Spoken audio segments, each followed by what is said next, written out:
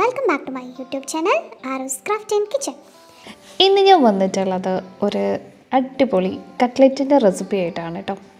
ഞാൻ ഉണ്ടാക്കിയിട്ടുള്ളത് ചെമ്മീൻ്റെ കട്ട്ലറ്റാണ്, prawns cutlet. അപ്പം ഇതിന് നമ്മൾ സാധാരണ റസ്ക് പൊടി അല്ലെങ്കിൽ ബ്രെഡിൻ്റെ പൊടി അതൊക്കെയാണല്ലോ യൂസ് ചെയ്യുക, നമുക്ക് ആ കോട്ടിംഗ് ഒക്കെ വരുത്താൻ വേണ്ടിയിട്ട്. പക്ഷേ ഞാനിപ്പോൾ ഇവിടെ ഉപയോഗിച്ചിട്ടുള്ളത് നമ്മളുടെ ഈ സൂചി റവ ഇല്ലേ, അത് വെച്ചിട്ടാണ്. അപ്പോൾ നമുക്ക് ഉണ്ടാക്കാം. അതിന് വേണ്ടിയിട്ട് ഞാൻ ഫസ്റ്റ് തന്നെ എടുത്തിട്ടുള്ളത് ഒരു 3 ഉരുളക്കിഴങ്ങാണ്, മീഡിയം സൈസ് ഉള്ളതാണ്. പിന്നെ ഒരു വലിയൊരു സവാള എടുത്തിട്ടുണ്ട്, ചെറുതായിട്ട് മുറിച്ചിട്ടാണ് കേട്ടോ. പിന്നെ എടുത്തിട്ടുള്ളത് ഒരു 10-15 വെളുത്തുള്ളി, ഒരു പീസ് ഇഞ്ചി എടുത്തിട്ട് ചെറുതായി മുറിച്ചെടുത്തിട്ടുണ്ട്, ഒരു 3 പച്ചമുളക് എടുത്തിട്ടുണ്ട്. എരിവ് നോക്കിയിട്ട് നിങ്ങൾ എടുത്താൽ മതി കേട്ടോ. കുറച്ച് കറിവേപ്പില ചെറുതായിട്ട് മുറിച്ച് വെച്ചാണ്. ഇതൊരു 150-200 ഗ്രാമിൻ്റെ അടുത്തോളം ചെമ്മീൻ ഉണ്ടാവും. ചെമ്മീൻ നന്നായിട്ട് ക്ലീൻ ചെയ്ത് അതിനുശേഷം ഞാനത് ചെറിയ പീസായിട്ട് മുറിച്ചെടുത്ത കേട്ടോ. ആവശ്യത്തിന് ഉള്ള ഉപ്പും കൂടി ഇട്ട് കൊടുക്കുന്നുണ്ട്. കുറച്ച് മഞ്ഞൾപ്പൊടി ഒരു ടീസ്പൂൺ ഒക്കെ മതിയാവും. നന്നായിട്ടൊന്ന് മിക്സ് ചെയ്തെടുക്കാം. ഞാനിപ്പോൾ ഒരു ഫോർക്ക് വെച്ചിട്ടാണ് മിക്സ് ചെയ്യുന്നത്, നിങ്ങൾ കൈ കൊണ്ട് മിക്സ് ചെയ്താലും പെട്ടെന്ന് തന്നെ കഴിയും. പിന്നെ ഞാനിതിലേക്ക് ചേർത്ത് കൊടുക്കുന്നത് ഒരു മുട്ടയുടെ മഞ്ഞയാണ്.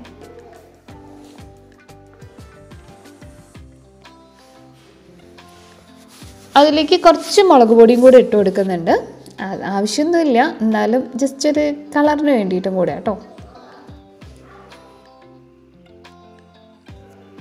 ഇനി ഞാനിതിലേക്ക് ചേർത്ത് കൊടുക്കുന്നത് ഒരു ടേബിൾ സ്പൂൺ സൂചി റവയാണ്. അതിനുശേഷം നമുക്കിത് എല്ലാം കൂടെ നന്നായിട്ടൊന്ന് മിക്സ് ചെയ്തെടുക്കാം. നല്ലപോലെ തന്നെ മിക്സ് ചെയ്തെടുത്തോളൂ കേട്ടോ.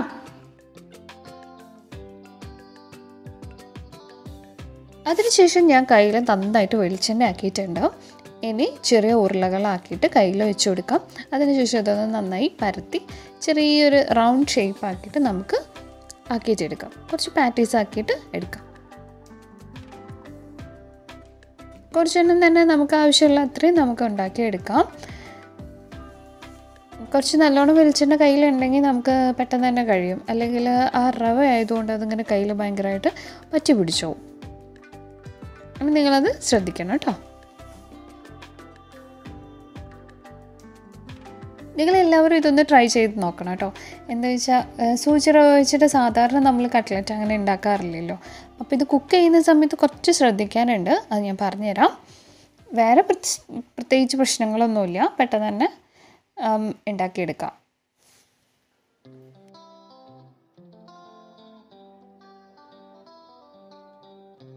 ഇനി ഞാൻ വേറൊരു പാത്രത്തിലേക്ക് കുറച്ചുകൂടെ സൂചി റവ എടുക്കുന്നുണ്ട്.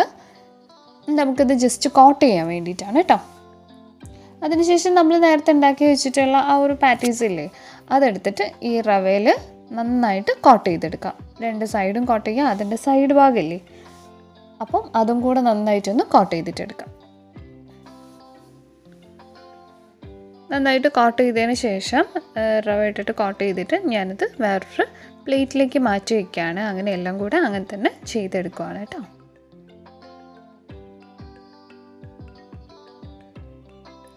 അപ്പോൾ ഞാൻ ഇത്രയും എണ്ണ ഉണ്ടാക്കി എടുത്തിട്ടുണ്ട്. ഇനി നമുക്കിതൊന്ന് ഷാലോ ഫ്രൈ ചെയ്തെടുക്കണം. അതിന് വേണ്ടിയിട്ടൊരു പാൻ സ്റ്റൗ വെച്ച് കൊടുത്തിട്ടുണ്ട്. അതിലേക്ക് കുറച്ച് വെളിച്ചെണ്ണ ഒഴിച്ചു കൊടുക്കാം. ഒരുപാട് വെളിച്ചെണ്ണ വേണ്ട. നമ്മൾ ഓരോ പ്രാവശ്യം ഇതിട്ടിട്ട് പൊരിച്ചെടുക്കുന്ന ആ സമയത്ത് അതിലേക്ക് വെളിച്ചെണ്ണ ഒഴിച്ചു കൊടുത്താൽ മതി. എല്ലാം കൂടെ ഒരുമിച്ച് ഒഴിക്കേണ്ട ആവശ്യമില്ല.